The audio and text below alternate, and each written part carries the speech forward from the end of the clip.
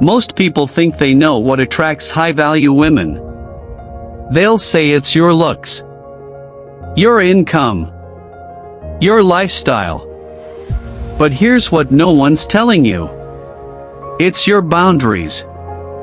Not the kind that come from playing games or pretending to be tough. The kind that come from self-respect. From clarity.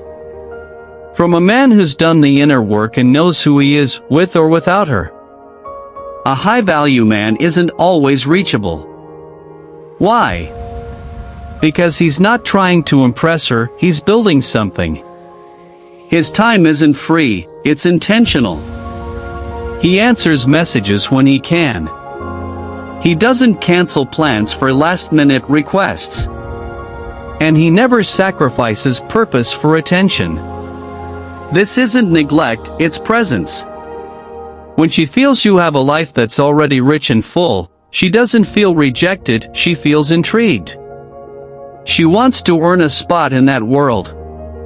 Not be handed it. You become a rare experience in a world full of distractions. You don't need 1,000 apologies to say no. When something doesn't fit your values, your schedule, or your vibe, you decline with grace, not guilt. You don't justify. You don't backtrack. You don't cushion your truth. Women don't fall for nice guys who say yes to everything. They lean into men who own their decisions without shrinking. When you say no confidently, you're not shutting her out, you're inviting her to meet you at your level. Disrespect rarely arrives with shouting. It's subtle. A sarcastic comment in public. A dismissive eye roll. A tiny jab that lands a little too sharp. Most men let it slide. They think it's harmless. But you?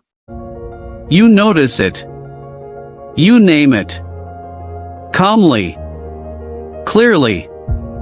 Not because you're starting drama, but because you don't accept being minimized. And here's the twist. When you calmly say, "That doesn't sit right with me," you don't lose her respect, you earn it. You stop being someone she can test, and start being someone she trusts. Women test.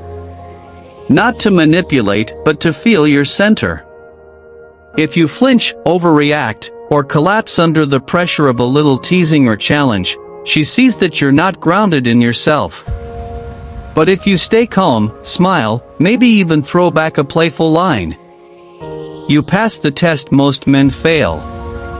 Because the man who isn't thrown by feminine energy, who can hold the fire without getting burned, becomes the one she instinctively trusts to lead. Most guys explain too much.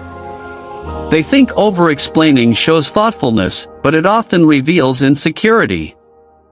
You don't need a speech. You don't need paragraphs. When you make a decision, stand in it. I won't make it tonight, let's talk later this week. That's it. You don't ask for forgiveness for having boundaries. Because when you say less with confidence, your words carry more weight. A grounded man speaks with efficiency and certainty, and that quiet power is louder than any explanation.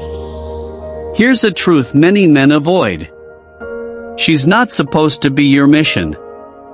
You are already on one. Your life is in motion. She's a beautiful addition, not the foundation. When you revolve your purpose around a woman, it may feel romantic at first, but soon it becomes suffocating. She feels the shift. And the polarity dies. But when she sees you waking up with a drive, a mission, a fire that moves with or without her, something changes. She doesn't feel pressure. She feels pulled. You become gravity.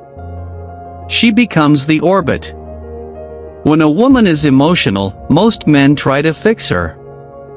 They jump into logic. Offer solutions. Tell her how not to feel.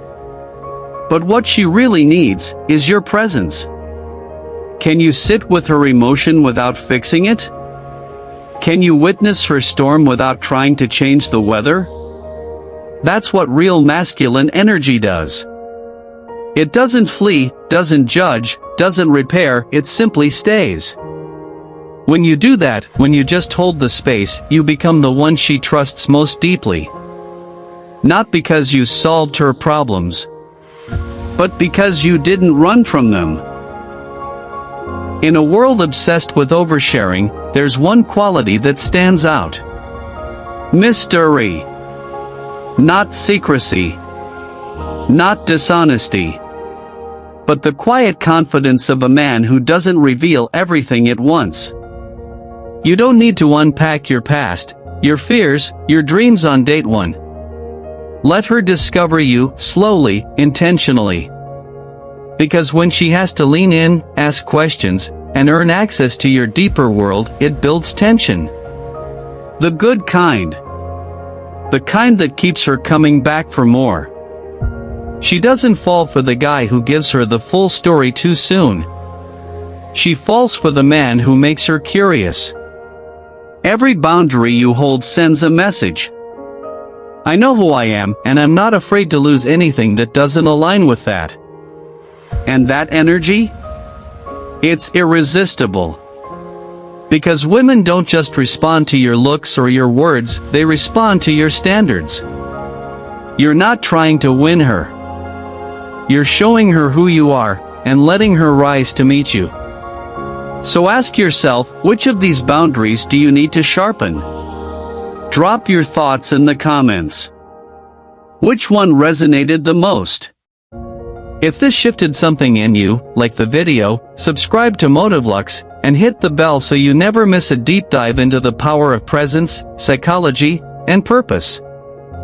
Until next time, protect your frame, own your path, and keep evolving.